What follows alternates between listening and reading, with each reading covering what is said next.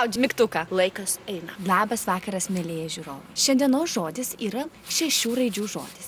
Pirmoji raidė yra L. Skambučio kaina yra 2 litai. Skambinkite telefono numeriu 0000. Prisiminkite, kad jūs turite 60 sekundžių ir laikas jau eina. Skambinate man. Aš noriu jums atiduoti 200 litų.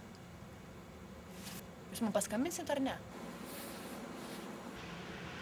6 raidės. Pagalvokite. Mes visi šito neturėjom.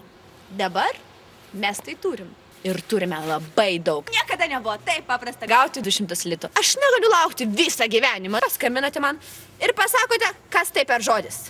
Aš nebegaliu laukti. Na, pasakykite man, kas tai per žodis. Brangieji, taip, nieko nebus.